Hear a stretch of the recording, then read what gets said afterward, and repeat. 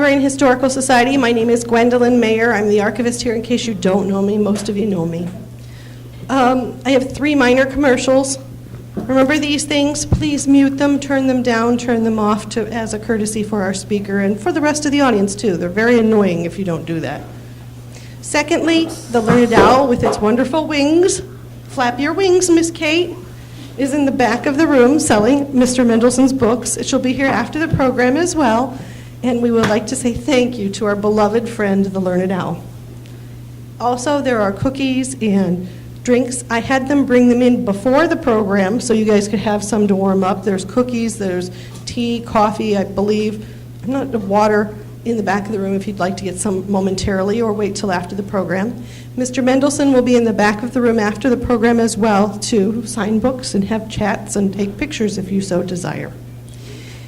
Last but not least, there's a little black box on the back of the wall that you can feel free to deposit any free coins or dollars you might want to put there. You don't need to, but it helps in defraying the costs of having wonderful speakers like this evening's speaker come in. It helps us pay their flights or their travel or hotel, what have you.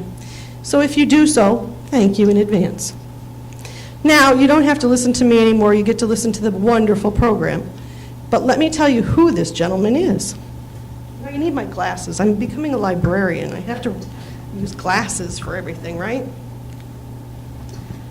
Mr. Mendelsohn is a frequent contributor to The New Yorker. I just told him this evening that Ian Fraser is also from Hudson, Ohio.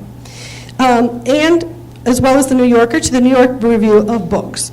His books include the international bestseller, The Lost, a search for 6 of 6 million. It won the National Book Critics Circle Award and many other honors when he wrote it.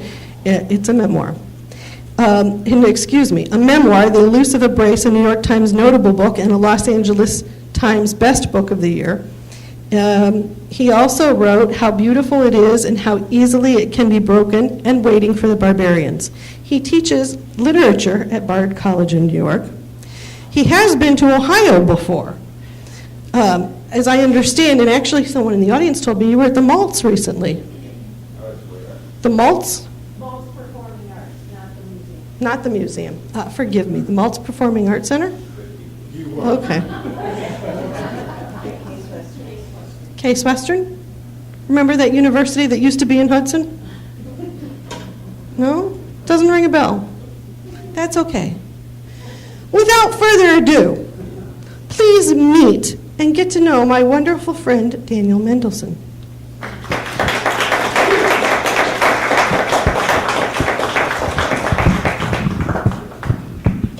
Thanks. Thank you very much.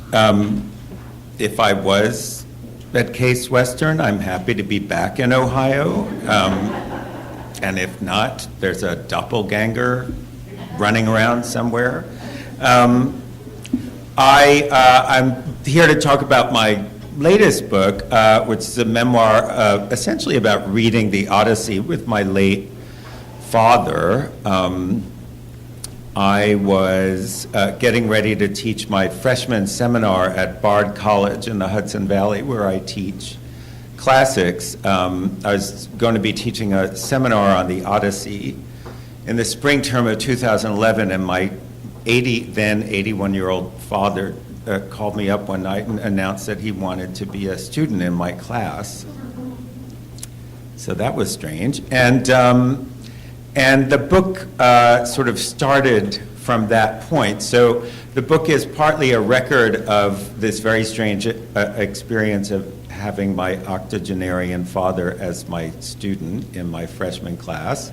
And then at the end of that semester, which ended in May, just as we were finishing this quite odd experience of studying the Odyssey together, which I'll talk about in a little bit, a friend of ours told us about this cruise, this Mediterranean cruise that recreates the voyages of Odysseus from the Odyssey. So we went on the cruise. And that was even stranger than the class. And then just not long after we got back from the cruise, my dad fell ill and died a couple of months later. So So this book is really about the last year of his life that was sort of filtered in an unexpected way through Homer's Odyssey. So what I'm going to do, I'm just going to read you a couple of pages from the beginning of the book just to give you a sort of sense of the flavor of the book and how it works, and then I'm going to talk about some of the experiences we had, and then I'm going to end with a second passage. So I'm just going to read from the very beginning, so it doesn't need any kind of a setup or anything like that. These are the very first pages of the book. One thing I should say is that I structured the structure of my book after the structure of the Odyssey. And so you may remember from high school English that all epic poems begin with something called a proeme, which is the first 10 or 12 lines of the epic, in which the poet who's telling the story announces the themes, the characters, and so forth. And so the first part of my book, where I sort of get into the story and describe what's going to happen, is called the proeme. So that's the part I'm reading from, and it's just the first couple of pages. So here it goes, and then I'll talk for a little bit. And then I was told that questions or comments are optional, but I always welcome them, so I'll make some time at the end in case anybody has anything that they want to ask me about. One January evening a few years ago, just before the beginning of the spring term in which I was going to be teaching an undergraduate seminar on the Odyssey, my father, a retired research scientist who was then aged 81, asked me, for reasons I thought I understood at the time, if he might sit in on the course, and I said yes. Once a week for the next 16 weeks, he would make the trip between the house in the Long Island suburbs where I grew up, a modest split level in which he still lived with my mother, to the Riverside campus of the small college where I teach, which is called Bard. At 10:10 each Friday morning, he would take a seat among the freshmen who were enrolled in the course, 17 or 18-year-olds who weren't even a quarter his age, and join in the discussion of this old poem, an epic about long journeys and long marriages and what it means to yearn for home. It was deep winter when that term began, and when my father wasn't trying to persuade me that the poem's hero, Odysseus, wasn't in fact a real hero, because he would say he's a liar and he cheated on his wife, my father was worrying a great deal about the weather, the snow on the windshield, the sleet on the roads, the ice on the walkways. He was afraid of falling, he said, his vowels still marked by his Bronx childhood, falling. Because of his fear of falling, we would make our way gingerly along the narrow asphalt paths that led to the building where our class met, a brick box as studiedly inoffensive as a Marriott, or up the little walkway to the steep gabled house at the edge of the campus that, for a few days each week, was my home. To avoid having to make the 3-hour car trip twice in one day, he'd often spend the night in that house, sleeping in the extra bedroom that serves as my study, stretched out on the narrow daybed that had been my childhood bed, a low wooden bed that my father had built for me with his own hands when I was old enough to leave my crib. Now, there was something about this bed that only my father and I knew. It was made out of a door, a cheap hollow door to which he'd screwed four sturdy wooden legs, securing them with metal brackets that are still as solidly attached today as they were 50 years ago when he first joined the steel to the wood. This bed, with its amusing little secret, unknowable unless you hauled off the mattress and saw the paneled door beneath, was the bed on which my father would sleep that spring semester of the Odyssey seminar, not long before he became ill and my brothers and sister and I had to start fathering our father, anxiously watching him as he slept fitfully in a series of enormous, elaborately mechanized contraptions that hardly seemed like beds at all, whirring noisily as they inclined and declined like cranes. But that came later. The Odyssey course ran from late January to early May.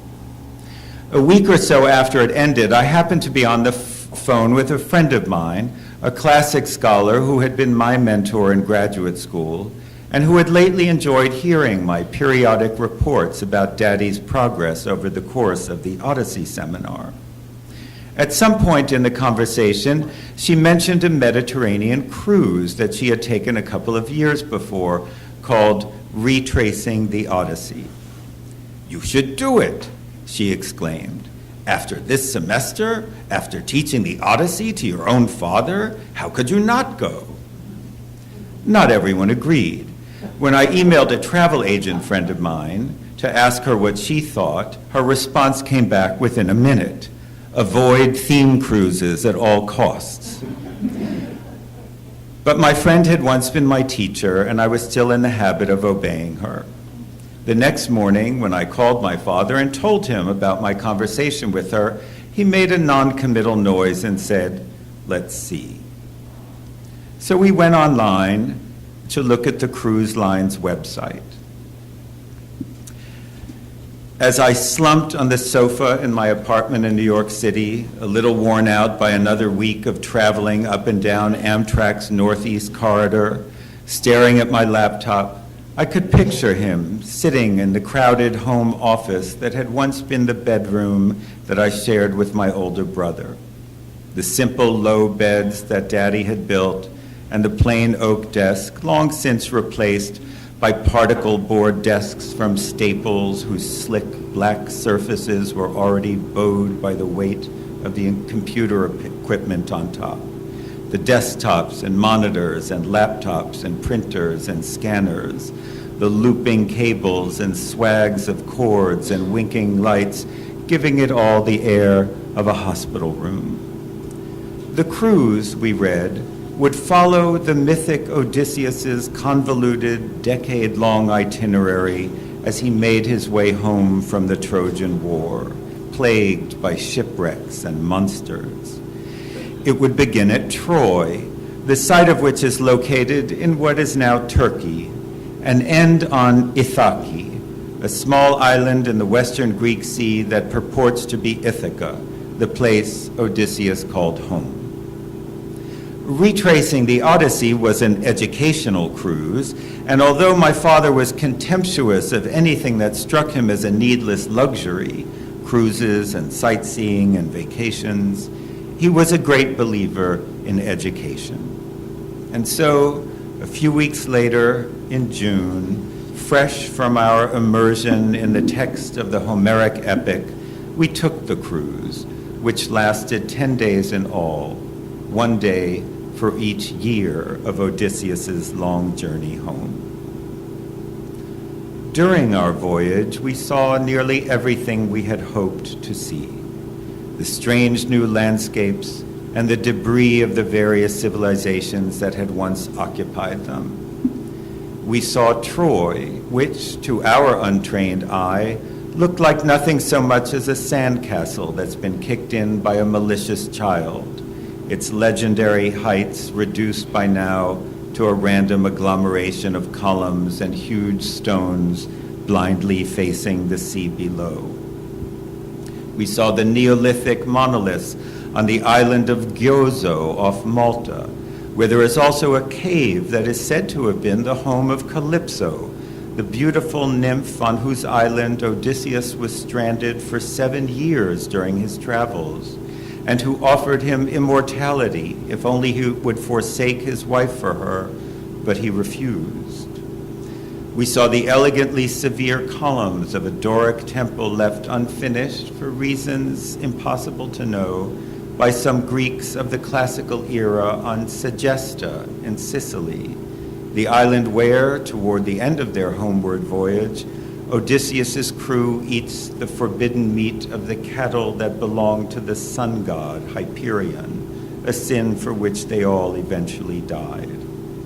We visited the desolate spot on the Campanian coast near Naples that, the ancients believed, was the entrance to Hades, the land of the dead.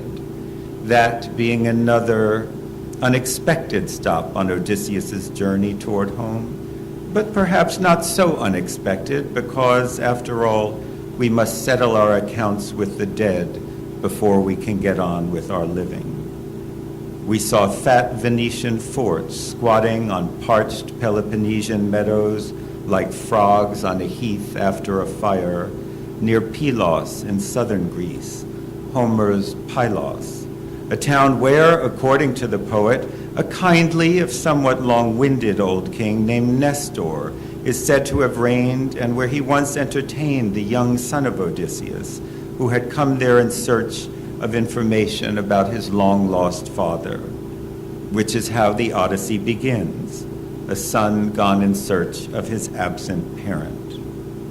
And of course, we saw the sea, too, always the sea, with its many faces, glass smooth and stone rough, at certain times blithely open and at others tightly inscrutable, sometimes of a weak blue so clear that you could see straight down to the sea urchins at the bottom, as spiked and expectant as mines left over from some war whose causes and combatants no one any longer remembers, and sometimes of an impenetrable purple that is the color of the wine that we refer to as red, but the Greeks call black. We saw all those things during our travels, all those places, and learned a great deal about the peoples who had once lived there. My father, in whom a crabbed cautiousness about the dangers of going pretty much anywhere had given rise to certain notorious sayings that his 5 children loved to mock. For example, the most dangerous place in the world is a parking lot. People drive like maniacs in parking lots. My father came to relish his stint as a Mediterranean tourist. But in the end, as a result of a string of irritating events beyond the control of the captain or his crew, we were unable to make the last stop on the itinerary. And so we never saw Ithaca, the place to which Odysseus strove so famously to return, never reached what may be the best-known destination in all of literature. But then, the Odyssey itself, filled as it is with sudden mishaps and surprising detours, schools its hero in disappointment and teaches its audience to expect the unexpected. For that reason, our not reaching Ithaca may have been the most Odyssean aspect of our educational cruise. Expect the unexpected.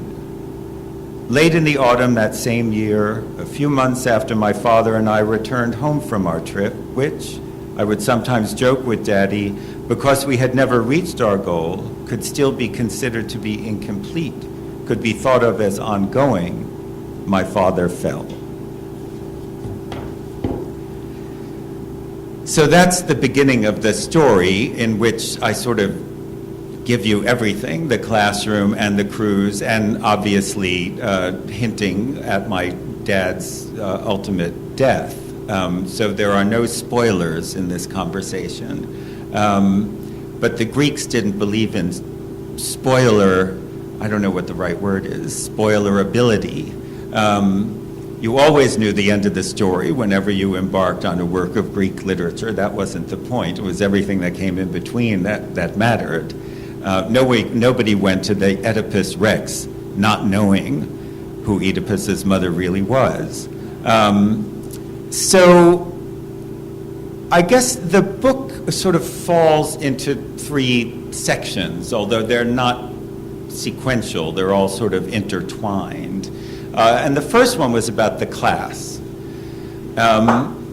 So when my dad first approached me about taking my class, I wasn't exactly sure to what extent he wanted to be a student. You know, this is a freshman seminar. I teach a certain kind of class at Bard in which it's freshmen only, because sometimes it's a little hard for freshmen to mix with upper class students because they're not as experienced, and so I sometimes like to focus a literary seminar on just one work, one book, and it just to sort of show them how to read a book in great detail, to really focus on one thing. And because they're all freshmen, it's less intimidating for them. You know, they're not anxious about seeming smart in front of the seniors, you know. And I love these courses. I like teaching freshmen because I always think if you can get your hands on them when they're freshmen and teach them how to read, then you're okay. They'll be okay. But so my dad said, the thing you need to know about my father is he was kind of a gruff person in many ways. He was from the Bronx. He grew up in the Bronx in a kind of tough part of New York City. He was born a week before the stock market crash in 1929. He was a child of the Depression. His dad, my grandfather, was a union electrician and was often out of work in the 1930s, as so many people were. So my dad had a kind of hardscrabble childhood, didn't have much, and books, it's nice to give this talk in a library because books are what saved him and really what made him. He became a mathematician, a research mathematician at an aerospace corporation, which one would not have been able to predict from the childhood that he had.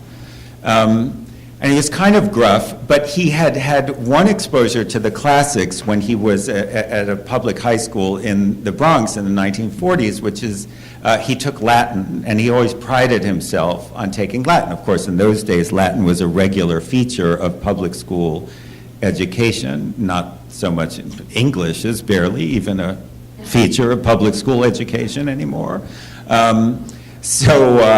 So he always prided himself on his early exposure to the classics, and like many students, I don't know if there are any teachers in the audience tonight, but there's a high correlation typically between ability at math and ability at Latin. It's a kind of a thing you know about if you're a classics teacher. Kids who are good at math tend to be very good in Latin and vice versa, probably because of the very systematic grammar of Latin. It sort of makes sense to people who are good at math. So when he asked me to take this course, I thought, oh, well, he's reviving his former glory as a classics student, you know, or something. And I said, well, you know, do you want to what extent do you want to be a student in this course? Do you want to write the papers, take the tests? I had no idea what he had in mind. He said, oh, no, I'm just going to sit in the back. I'm not going to say anything. Ha-ha. So on the first day of class, so this was a small-scale seminar. It's like 16 kids max, and we sit around a big wooden table, and the Odyssey is divided into 24 chapters, or books as we call them, and we did 2 books per session for 12 weeks. And so it's very intimate, but you know, on the first day of class, and I like it to be a conversation. It's not like I'm lecturing the whole time, not at all. I sort of throw out some leading statements to get the conversation going.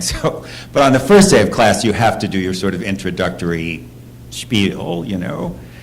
And I'm 5 minutes into my introduction to Homer when my father interrupts me. And I should also say that we're sitting at this table, but my father would never sit at the table. There was like one chair, and he would always sit slightly behind me and to my left. So at the time, I was merely irritated by, but I then realized was brilliantly passive-aggressive because I had to keep turning and acknowledging him every time he made a noise. So I'm halfway into the first 10 minutes of my lecture, and my father, you know, interrupts me. He said, I don't see why this guy is supposed to be such a hero. He lies, he cheats, he makes stuff up. Well, there's a lot of that going around. He cheats on his wife, he sleeps with all these beautiful goddesses. Why is he a hero? Why are we even reading this? And that was day 1, you know. So the whole semester was sort of like that, and it becomes a kind of comical thread throughout the book that here I am trying to get these 17-year-olds to love the Odyssey of Homer, and my biggest detraction is my father sitting right behind me. I will say that there are famous problems with the Odyssey if you're a classics scholar, or not even just a classic scholar, anyone who reads it realizes that a lot of what my father objected to in the main character of the Odyssey are, things people have objected to since ancient times, basically. Odysseus, if you're a writer or a book person, a library goer, whatever, you tend to automatically, reflexively think of Odysseus as a kind of hero, because he's, if you read the Iliad, of which Achilles is the hero, Brad Pitt, if you saw the movie, Achilles is a hero of action. He's a great warrior. He's a mighty character, not too much upstairs, but, he's good in a battle. Odysseus, on the other hand, is a post-war hero. The war is over by the time the Odyssey starts, and Odysseus, in order to survive and get home to his wife and kid, whom he hasn't seen in 20 years, has to be clever. He's a hero of the mind, basically. And there are relatively few scenes of military violence in the Odyssey. Most of what makes Odysseus an interesting character is that he uses smarts to conquer his enemies. The most famous example of this, as I'm sure many of you remember, is the Cyclops, the one-eyed giant who traps Odysseus and his men in this cave, and then he has to think of how to get out. Those of you who watched The Little Rascals, as I did, will remember the famous episode in which they recreate the Cyclops, which scared the bejesus out of me when I was a little kid. So if you're a writer, you tend to think of Odysseus without questioning as a hero, because he uses language and stories and lies and deceits and tricks to get his way. But it was very interesting because my father was a mathematician. He liked everything to be, four square. And to him, Odysseus was just obnoxious. He just literally couldn't understand why anyone would write a 12,000 line epic poem about him. And although that was sort of funny during the teaching of the course, I actually learned a lot from him that semester, and that's a sort of a major theme of the classroom part of my book. For one thing, I think he taught these kids two great lessons. The first, which didn't occur to me until afterwards, and I wish I'd thought of it because I would have thanked him for it, was that, these kids are college freshmen. They have to satisfy a literature requirement, a history requirement. They have to take courses. And it occurred to me afterwards that for them to see that, you never want to stop being educated, potentially, that at the age of 81 you want to be taking a college class, I thought was an incredibly wonderful and moving lesson for them. They have to do this, but here was this guy who was driving 3 hours each way to sit in on a course. And of course, the other thing that I think that they learned from him that semester was, which, although it was irritating to me as the professor at the time, was a wonderful lesson, which was that it was to be independent-minded. He kept arguing with me. He kept arguing his own interpretation, his own opinions about things. And, typically freshmen are rather cowed by the professor.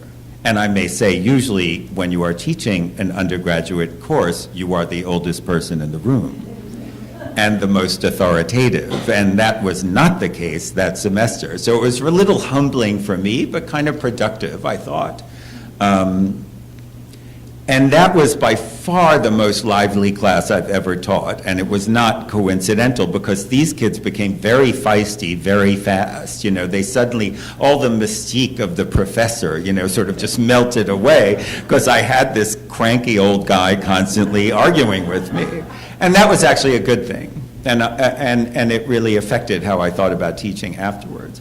So anyway, so there's a lot, the backbone of the books in terms of plot, so to speak, is it takes you through the semester from January to May, and I sort of highlighting the most interesting conversations that we had. I knew I was going to write something, although I didn't know I was going to write a book while this was going on, so I would take notes after each class and sort of remember what had been said when there was a very interesting conversation. So the through line of the book is actually the course. But then, as I said, we went on this cruise. And that was interesting. So first of all, my father was a terrible skinflint. He hated to spend money, not unusually for someone who grew up in the Depression. He ended up as a comfortable middle-class person, but the anxiety about money, I think, haunted people of that generation, and so when my friend told me about this cruise, I called my father and I said, Froma told me about this cruise, and he said, let's go on it. And I was just so shocked. And I said, really? And he said, yes, I want you to get the nicest cabin. He said, I want a balcony. I was so shocked, and I said, okay, And then we're flying to Athens, which is where the cruise starts. And I'm like, who goes on an Odyssey cruise, actually, And when we finally, so we got to the airport, we took a bus to the port, we got on the cruise. And it's basically 50-year-olds with their parents, it was, it was really hilarious. So, but it was really wonderful, I have to say. So part of the Odyssey, one of the great concerns of the Odyssey as a literary text is this famous question of identity, which of course now is a big thing everywhere. Because as I'm sure you remember, Odysseus, when he finally gets home, he has to prove who he is. He's been gone 20 years, he's suffered a lot, he doesn't look the same anymore, and his wife Penelope has been faithfully waiting for him, although she's under siege by these 108 suitors who are trying to marry her because they think Odysseus is dead.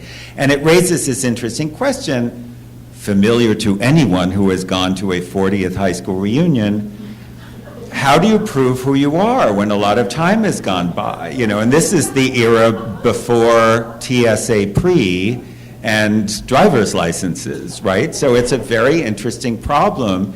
And also the other problem is when you are a famous liar, it's that much more difficult to make people believe that you're telling the truth, right?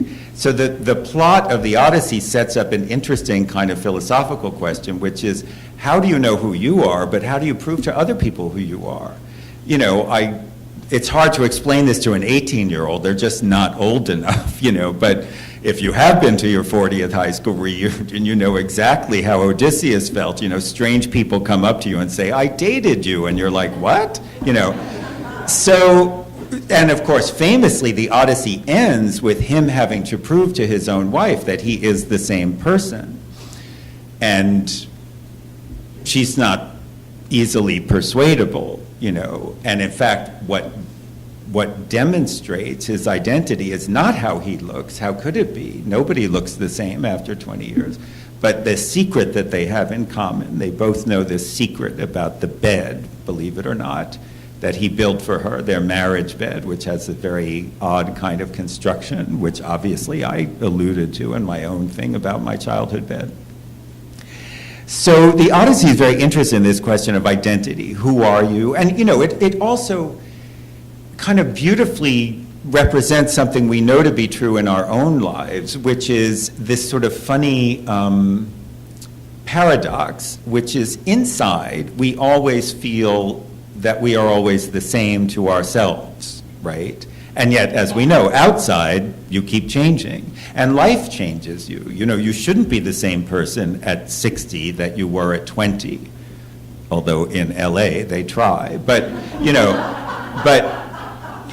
that's part of life, is that you keep changing and evolving, and yet somehow you always feel that you're still me, right? To yourself, you're always constant, and yet you're also changing at the same time. And that is a very sophisticated and interesting life question that the Odyssey plays with in many ways. Everyone knows this, even if you haven't read the Odyssey, you know the famous story about he finally gets home, and in order to infiltrate his own palace, which has been taken over by these horrible suitors, he has to disguise himself as an elderly beggar. And he wears rags, and Athena, his protectress, waves her magic wand and makes him look really old and decrepit.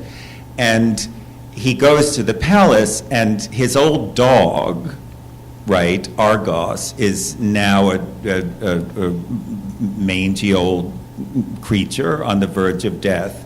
sitting in a dung heap outside the palace. But when Odysseus, even in disguise, walks by, the dog's ears go up, and it's one of the most famous scenes in literature. In fact, my students always cry, which I think is good, gives me hope for the future. So that seems to indicate that there is a kind of inner essence that never changes, right? The dog still recognizes him even though he's been gone. And yet on the outside, he doesn't look anything the same. So that sort of difference, do you change as you get older? Are you the same? It's very central to the Odyssey, and it is something that we know from our own lives. You know, I told my students when we were discussing this part of the poem, my mother had just turned 80, coincidentally, that week. And so I called her, and my mother's very funny. And I said, "How do you feel?" And she said, "Well, it's so strange." She said, "Every morning I wake up and I go in the bathroom to wash my face, and I look in the mirror and I say, 'Who is this old woman looking at me?'" She said, "Because inside I'm still 16, and I think that sort of sums it up. That's exactly how we feel. So I'm saying all this about identity because we also know that one of the reasons we travel is to expand ourselves, right? To encounter new kinds of things, new kinds of people, new kinds of food, new languages, and we feel that enhances us in some way. And my father, my father who never took a vacation in his entire life, never took a vacation. He said, "Why should I go on vacation? I could work,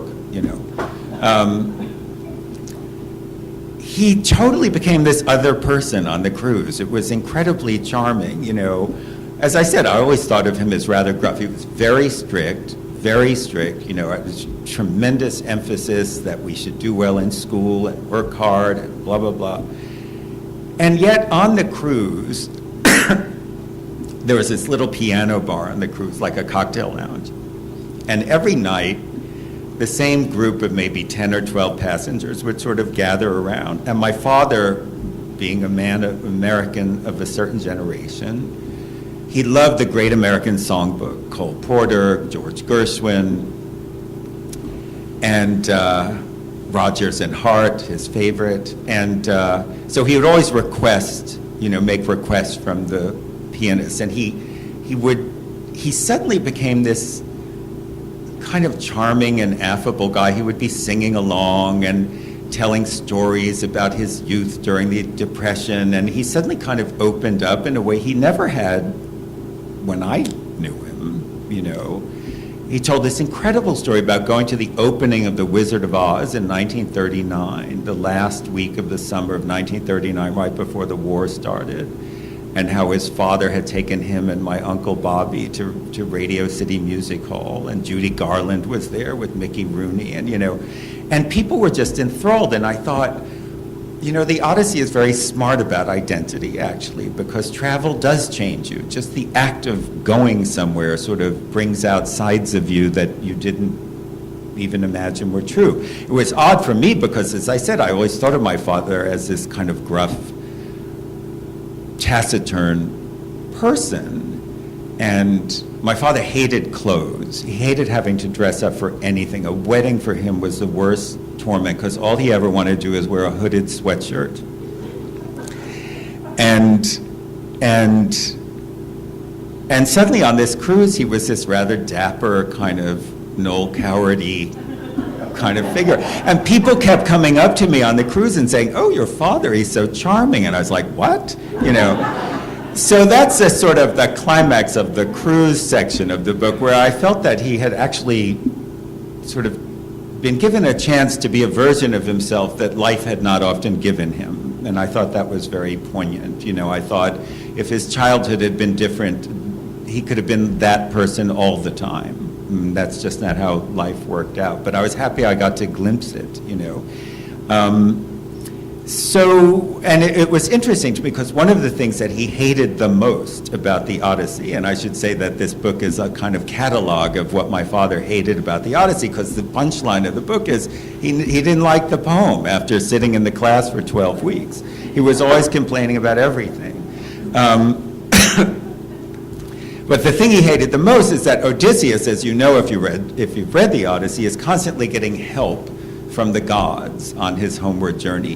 Athena, the goddess of wisdom, is his special protector, and she's always popping up at difficult moments and helping him out of fixes, or giving him very cool disguises to wear, or stuff like that. And my father hated that. He's like, if he were so great, he wouldn't need help.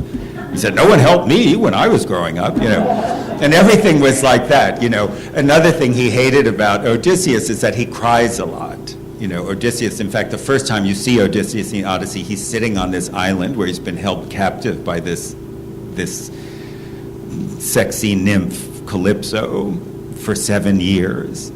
And he's sitting on the seashore looking towards Ithaca weeping. And my father was like, I was in the army, nobody cried, It was all like, everything was like that, So it was kind of funny. And as I said, not long after we got home, he had a massive stroke, and that was sort of the end. He lasted another few months and almost made a comeback, being a tough old bird.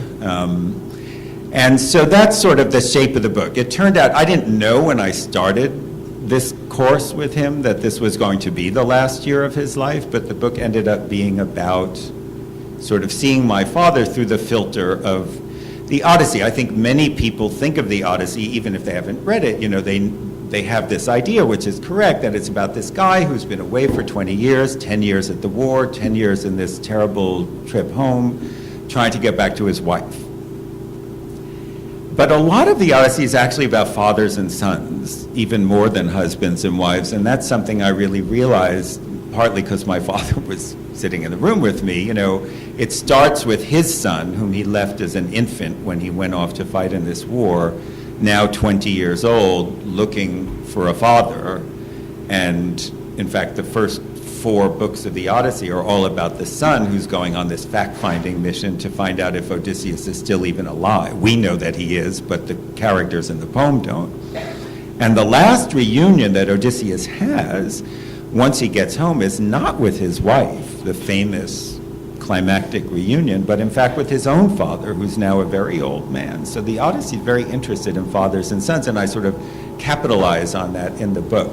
I'm just going to end by reading a passage that for me is a climactic passage about my father. So as I said, the sort of great moment at the end of the poem in book 22 out of 24 is when he finally confronts his wife. And she sort of thinks it's him, but he looks so different, and how can he know, and blah, blah, blah. And they test each other. And so we find out that the bed, the marriage bed that he constructed for her when he built his own palace, is made out of a tree. There's a tree growing straight through the palace, and he sawed off the top, and that became the base of this bed. And of course, it's a symbol, obviously, of the vitality of the marriage and how strong it is, even though he's been away for so long, and that the tree is a living thing, and so is the marriage, even after all these years. And only he and she know that, which is important. Because if anybody else knows what the bed looks like, it means they've been in the bedroom, and that's not supposed to happen. Because she has to prove she's been faithful to him for 20 years, even while he's been gone. So at the end of the book, there's this great scene in which she gets him to reveal his identity because she tricks him. She says, well, I don't know, it's really you, and blah, blah, blah, but she calls to her maid, and she says, oh, why don't you bring the bed out from the bedroom and put it in the hallway, and this stranger can sleep in the bed? And he blows up, and he said, that's impossible because the bed is affixed to this tree, it can't be moved, and then she knows it's really him, and there's this great reunion. And I was trying to explain to my students in the final class of the semester just how great that scene is, and because it's, not least because, as anyone knows who's been in a long relationship, after a while, the physical stuff falls apart, and it's the stuff that you know about a person that really connects you at the end.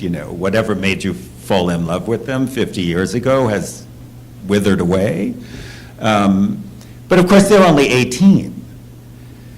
I'm talking about a poem in which the main characters have been separated for 20 years and they have only been alive for 18. So all of this is impossible for them to imagine. And it was frustrating because it's such a great scene, and they just weren't getting it. And so I was sort of frustrated, and in the text I'm sort of describing that I'm trying to tell them about this scene and how great it is and the reunion and this special knowledge that they share, and I was failing, I should say. And suddenly my father interrupted for the last time in the semester, so I'm just going to read you that scene. So I was sort of at a loss to bring this home to them, and suddenly from behind me, my father called out, "I know something about this."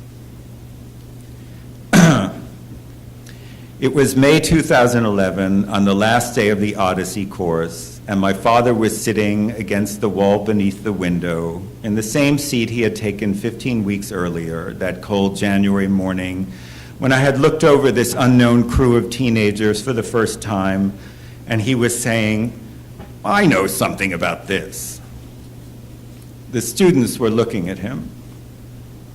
He went on, "Face it, I'm the only one here who knows what it's like to be with someone so long that they don't look anything like the person you started out with." Of course he was right. They were 18, maybe 19. I couldn't imagine on this May day when my father started speaking about what it was like to watch as someone you knew long and well grew unrecognizably old. Someone whom the habits of love and intimacy had grooved into your body and your soul the way that ivy will incise itself into the bark of a tree. I couldn't imagine how old 81 must seem to these kids. As my father began to speak, I imagined the students silently studying his lined face, the age spots, the thin fluff clinging to his taut scalp. I looked at him too, and suddenly I thought, this is just what Athena makes Odysseus look like when she waves her wand at him in Book 13. And then I quote the poem, "The skin withered on his curved limbs, the flaxen hair vanished from his head, and round all his limbs she fixed an old man's skin, and the light went out of his eyes, which were once so lovely." "I know about this," Daddy was saying. "His mother," he went on, shaking his head and staring down at the floor, "his mother was once the most beautiful girl. Not pretty, beautiful." As I had done once many years before when I was in high school and he was telling a neighbor how terrific my mother had looked at some event, a bar mitzvah or a wedding, I thought, why doesn't he ever tell her that? But of course I didn't say that now. Like the students, I remained quiet and let my father talk.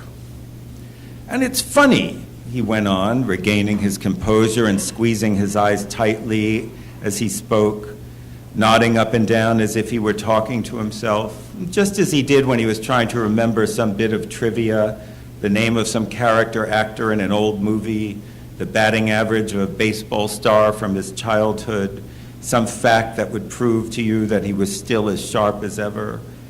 "It's funny," my father said, "but I think this part of the poem is actually very true. There are these things you have with someone, not physical things, but private jokes and memories you gather over time, little things that nobody else knows about." He looked up and saw the kid staring at him. A bit sheepish, suddenly, he tried to lighten his mood. "Well, sometimes it's physical things," he said. I was too startled to say anything.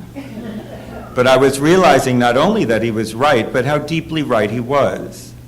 I was realizing for the first time how much the Odyssey knows about this ostensibly trivial, but in fact profound real-life phenomenon, the way that small things between people can be the foundation of the greatest intimacy. And not just between husbands and wives or lovers. I thought about our secret nickname for my father, Daddy Loopy. I thought about the bed upstairs in my study with the silly secret of its construction. When my father said, well, sometimes it's physical things, I expected the students to react, maybe to laugh, but they were rapt. Nobody was saying a word. He went on. Like I said, I think the poem is right about this. When you have those things that couples have, they keep you connected long after everything else becomes unrecognizable. He looked over at me then, as if to see whether I had registered that he was using this key word from our weeks of conversation about the theme of identity in the Odyssey. Those are the things you hang on to, he said, suddenly self-conscious. That's why you stick with this thing in the first place. He sat up straighter in the chair and gave his head a little shake at that point, as if to dispel the mood he had created. Anyway, trust me, his mother was beautiful. He jerked his head in my direction and then shrank back into his chair. The students stayed quiet. Well, what could they say? My parents' marriage had lasted 3 times as long as their entire lives. I could tell from their solemn faces as they stared across the room at him that they were impressed. I had the sudden sense that they were looking up to him. And then, as I glanced around the table and felt their silence, I realized that this is what those magical transformations in the Odyssey is really about. It isn't magic at all. Something happens, someone speaks heatedly or with authority, with winged words, as Homer puts it, and suddenly you see things differently. The person will actually look different. At the moment my father pushed himself back in the chair after admitting that the Odyssey had gotten something right, that between couples there are secrets that serve in the end as the bedrock of marriage, secrets unknown even to the children of that marriage. At that moment it occurred to me that he looked bigger and more impressive, the way that Odysseus will look taller or more beautiful when Athena needs him to succeed, to impress some stranger in whose hands his fate hangs. On that May Day, toward the end of the seminar, my father had succeeded too. With this fleeting display of tenderness, before an audience of children too young to understand what they were witnessing, he had, for a moment, been transformed. Thank you.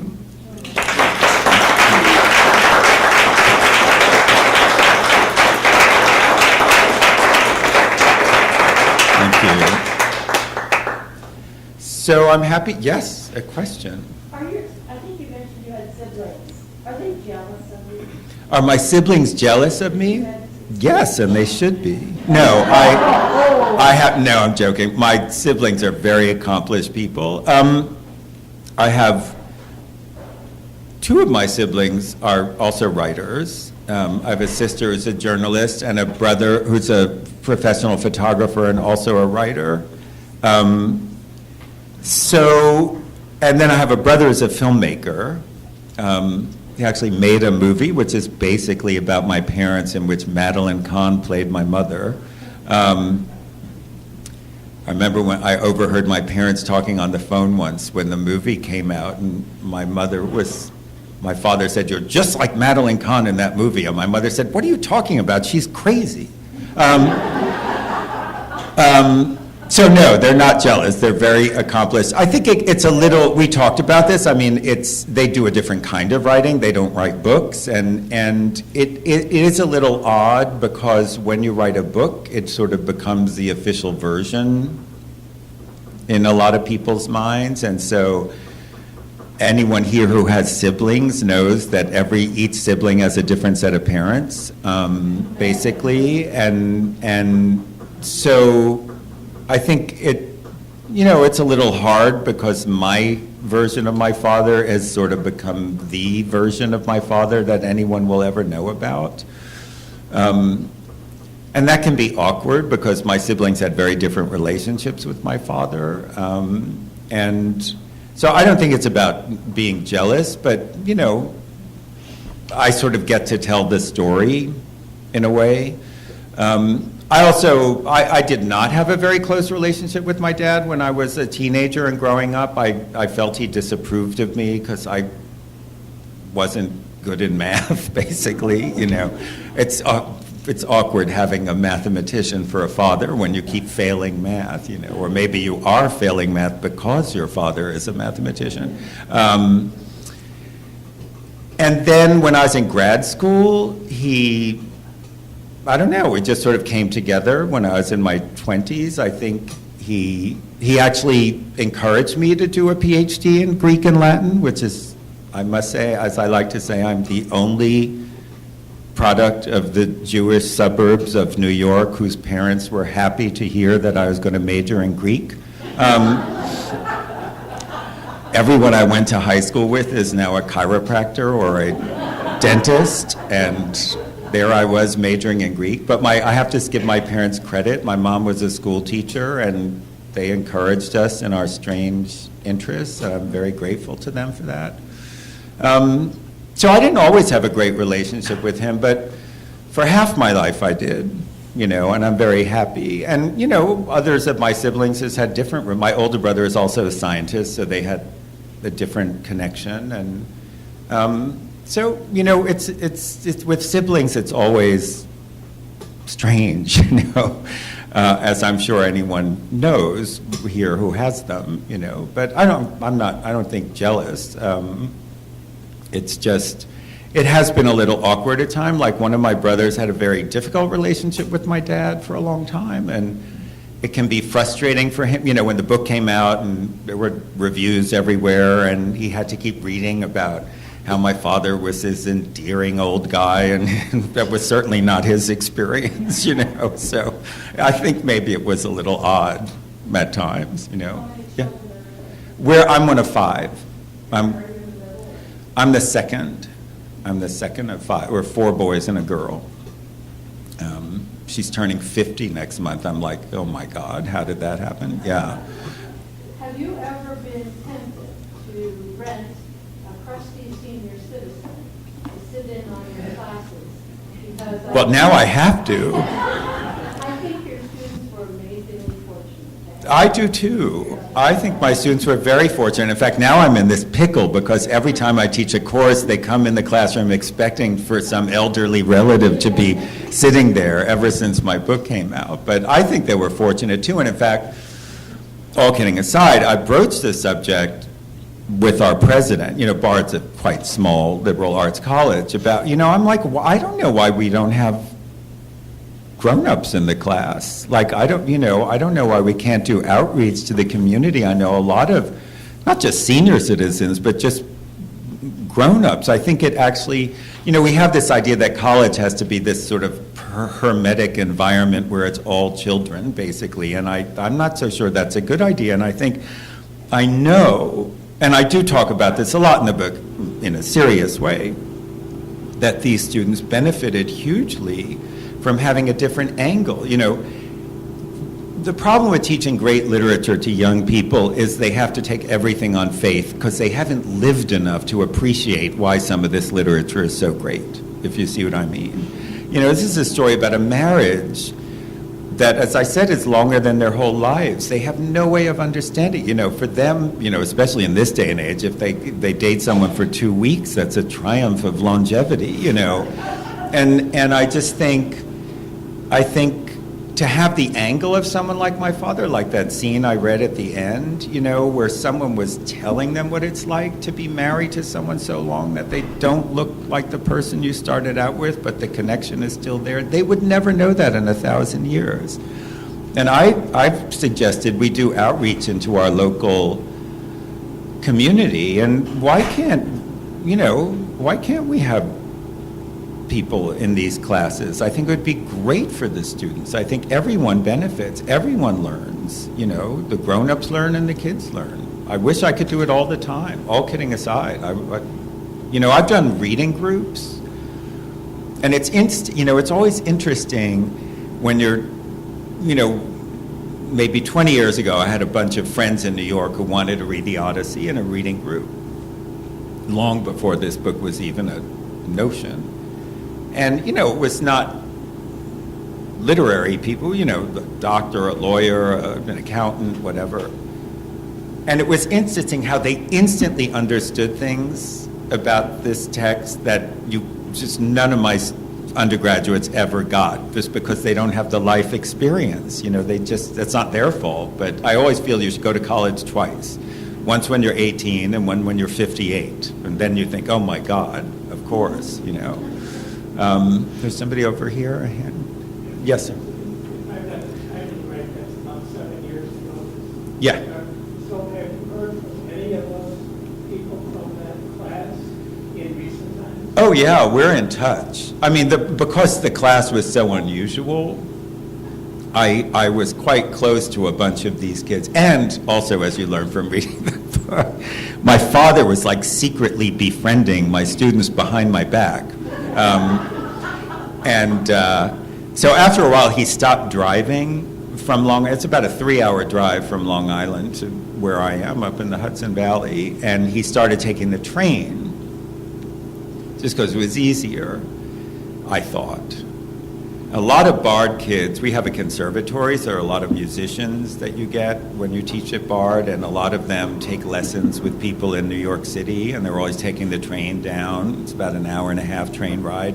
And I realized that the reason my father had switched from driving to taking the train was not because the driving was too hard for him, because then he could sit with my students and lure them away from me. So it's actually very touching. When he died, which was a year after this course ended, I had such nice notes from them with sometimes surprising revelations about his friendships with them, But I've stayed in touch with a lot of, in fact, when I had my party, when my book came out, a lot of the students were there, which was great. So if you publish a nonfiction book or any kind of memoir, the publisher's legal team reviews the manuscript to make sure there's nothing, with this book it's not such a problem, but there's nothing libelous or offensive or objectionable, and quite often you have to change the names just to conceal people's identities and change a few physical characteristics. So if they had red hair, you said they had brown hair or whatever, just so they're not instantly recognizable. I'm obviously very bad at that, because at my book party, everyone knew who everyone was instantly. They're like, oh, I know who you are, it's really funny. No, they're a great gang. I'm still very close to a bunch of them. Yes, sir. First of all, thank you very much for being here with us tonight. Thank you. And I just want to say I think it's brilliant, the fact that you were able to weave the story of your rebound relationship with your father into the story of the Thank you. Odyssey trip. So my question to you is that it's alluded by you tonight and in a number of the reviews of your book of the turbulent times you had with your father. Teen years, middle years, and for him to reach out to ask to sit in your class. Yeah. One, what motivated him to do that, as best you know? And number two, do you feel blessed that he did that, because now you can speak positively about fantastic things? Yeah, that's a great comment. Thank you. By the time he did reach out to me, we were kind of good buddies by that point, so I wasn't that surprised. Although I think, look, my dad, as I say, the illness that led to his death was sudden. It's not like we didn't go on this cruise. It wasn't a bucket list story, if you know what I mean. He was perfectly fine, but he was in his 80s, so. And I think he just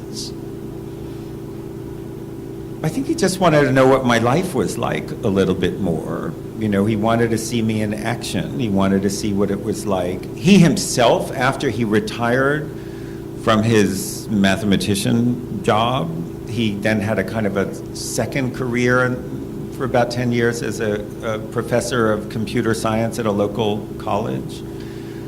So he liked the idea of being a professor, but I think he was just curious to know what my life was like as a professor, and I think it was typical of him that he did it in that way, in this sort of oblique way, so to speak, trying to get to know me a little better. But I totally feel blessed.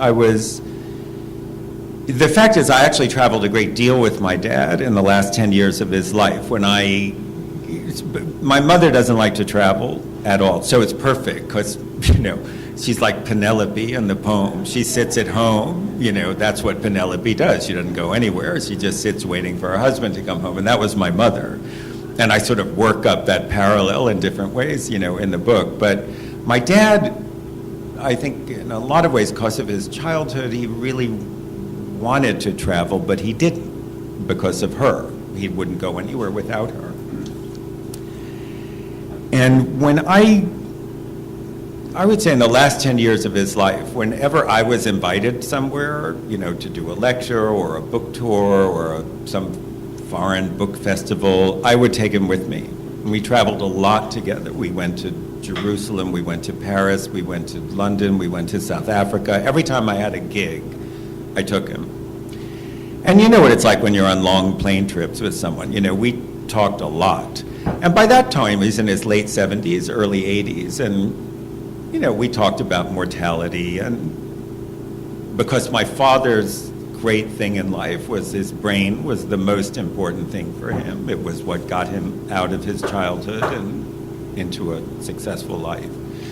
Then he had a great fear of exactly what happened to him, unfortunately, to be damaged in the brain. That was his thing. He said to me, actually on his last birthday, so the book describes what happened in this 2011, and right before he had his stroke, he had what turned out to be his last birthday in September 2011, and I went home for about a week to Long Island to visit with him. We went to see movies and different things. I hung out with my parents. He said, "Oh, by the way, I just want you to know, you're the executor of the will." And I said, "Oh, okay." I said, "Well, let me take a look." He said, "No, it's very straightforward. There's nothing involved." So I said, "Well, just let me." It turns out that my parents had made this will in like 1969. And like most of it was like, who was going to take care of us, if they died during the time I said, "Dad, you really need to update this, And it was actually very funny. So, now when you make a will today, a big part of it is all this health stuff, appointing a health proxy and what you want done or not done or blood, whatever. And he said, "Oh, I don't need to do that. Just pull the plug." I said, "Well, I can't walk into an emergency room and say my father said it's okay if I pulled the plug." It's like, oh my gosh, that was so funny.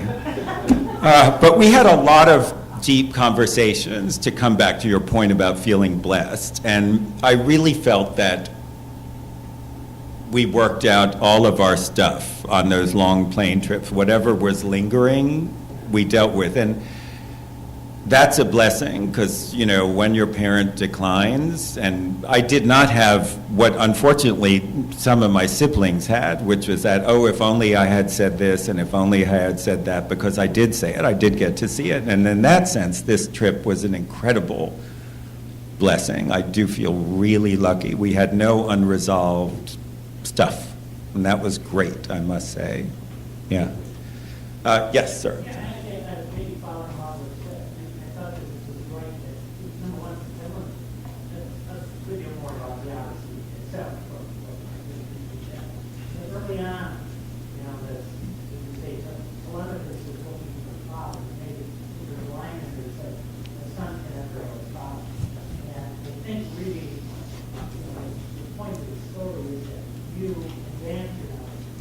Yeah. Even though it sounded like it was okay, maybe better than most, you didn't set aside, so I think the fact that it was the Odyssey and what goes on in the Odyssey just reads so beautifully. Yeah, well, because as I say, thank you. The Odyssey is about a son who's looking for his father, and my book is metaphorically the same. In the Odyssey, he's literally looking for his father, but I use that and I sort of develop these parallels. The Greek, in several works of Greek literature, in Greek literature, people are always saying, well, few sons are as good as their fathers. They were very anxious about that, and it comes up a lot in the Odyssey as well. But yeah, I wanted to sort of work that parallel because that's why I think, look, you know, I teach literature because I really believe literature teaches you things that are youthful about life. You know, it's not just window dressing. We learn from it, and I think, as I said, the Odyssey has an incredible amount to say. Now, I would say not just about, I mean, although it's about fathers and sons, you could apply it just to children and parents. And I think one of the really great things about the Odyssey, and it's another parallel that I try to work up in my book, is how the Odyssey is very smart about how mysterious your parents' marriage always is to you. You know, that you think you understand your parents' marriage and you never understand your parents' marriage. You know, I thought I understood my parents, and I turned out, as I saw during the last couple of months of my father's life, you know, whatever you think you know about your parents is wrong, basically. And the Odyssey is very smart about that, you know. In fact, that scene I described with this final moment of recognition between the parents, and so they're finally in the same room after 20 years, and Telemachus is sort of watching them, waiting for them to sort of run towards each other in slow motion through a field of wheat, and like in a commercial. And they don't do it because they are who they are. They're both cautious, careful, and they're both on opposite sides of the room testing each other. And he's like, Ma, you know. And I think that's just so smart, you know, it doesn't give you a fake sentimental moment because they are not sentimental people by that point, you know. So I think it has a lot to teach us. Sorry, there was some in the back, yes. I wonder who in the audience is identify with you and who identifies with your father. Well, of course, as we know, the thing is you eventually become your parents, you know, so it's just a matter of time anyway. If you're identifying with me now, just wait 20 years and you'll be identifying with my dad, you know. You know, it's interesting because one of the other things about the Odyssey, because it has this incredibly vivid range of characters of all ages and sexes, and there's always a way in for the audience. You know, there's always someone to you to latch on to, which is one of, I think, the greatest things, you know, about it. But, you know, I think this happens to everybody, you know, as you get older, is you sort of become your parent in ways. I think my mother has had a very hard time in the past 15 years because I just am becoming so much like my dad, you know, and she always thought I was sort of like her side of the family, and now I'm like going over to the enemy, you know. But it is funny about that when you think about your relation to your parents, which is what I was doing. And as I said, all kidding aside, you know, many people on this cruise were middle-aged people with their more elderly parents. And so we were all kind of having this, you know, experience together, which is kind of nice, actually, I thought. Any more questions? Yes, ma'am. I was going to ask you how you created the book The Lost, which I consider a classic. Thank you. And how you continue to find other subjects and continue after creating such a relevant book. Well, I think when you write, I'm lucky because I've written 3, I guess they're memoirs. I'm always interested in my family. All my books are about family in one way or the other. That's a subject that never exhausts itself. And I mean, The Lost was a very successful book. You can't get hung up on that or else you'll just freeze. You know, I think your publisher might want to always have you writing the same book. You know, it's like Tuesdays with Maury, Wednesdays with Maury, Sunday church with Maury, Thanksgiving with Maury. You know, it's a cash cow, right? But I think when you're a writer, you just want to keep focusing on what's interesting to you, and you can't get blocked. You know, you think of people who. There are examples of people who have very successful books that they sort of never get over, in a way. But I think you just have to keep going. And I'm lucky because all my books are about my family, or in one way or the other, with different focuses. But the subject is always family. So I think that's never going to go away. That said, you have to take a breather. And as you know, I do this other kind of writing as a critic, which is quite different, and that's a kind of palate cleanser, so to speak, between books, But each book, look, your books are like, we can close by bringing this back to the question about sibling jealousy, Your books are like your children. Everyone is different. You love all of them equally but differently, and that's how you have to look at it, and you can't care what other people say about them. People always say, well, what's it like, to have a review of your book? What's it like when people say, oh, it's good, it's bad, or whatever? And I said, well, it's like your children. If you're walking down the street with your child and some total stranger comes up and says, your child is ugly and stupid, you don't suddenly look at your child and think, my God, they're ugly and stupid. You think, what an idiot, So... so I think you just have to think of each one differently and not get hung up, on it. But thank you. I appreciate that about the Lost. Yeah, final question. Just a simple technical question. What translation do you use in your class, and what do you think of the new or recent translation by, I think, Emily Wilson. Yeah. So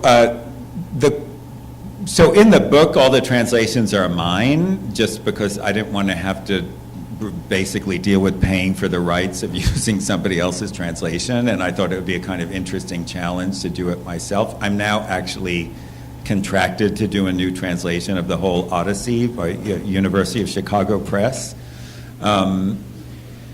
When I teach the Odyssey, I always use the Robert Fitzgerald translation, which I still think is the best. I just think the Odyssey is very funny. It has a lot of humor in it. He's a charming character, and you have to be able to get that.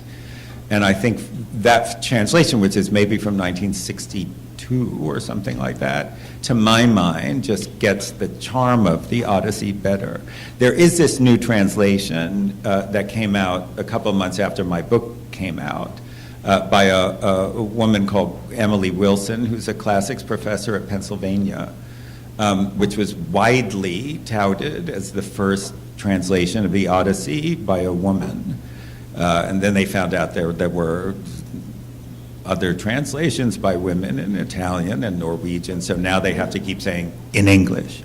And it does, a big sort of part of that is that she says that many of the earlier translations are unconsciously sexist in the way that they present certain of the characters. Some of that I agree with, some of that I don't agree with. But you know what? I've done a translation of a modern Greek poet. I'd like to think all translation is ultimately collaborative, that everyone is working off of every translation that's already been done, and that, I always say you want to read the Odyssey, read 6 translations of the Odyssey, and you'll start to get a sense of what the Odyssey is like, because they can be very different, which is interesting. So I think, as a person who reviews books for a living, I think there are wonderful things in this new translation, and there are things I would do differently, and there are things I will do differently, and then someone will critique my book, and it's all an ongoing thing. It's all I think a happy collaboration. Look, it's been good for business. What can I say? Suddenly this translation, Emily's translation, has been hugely popular, and everyone's suddenly reading the Odyssey, so who am I to complain? What could be better? Thank you very much.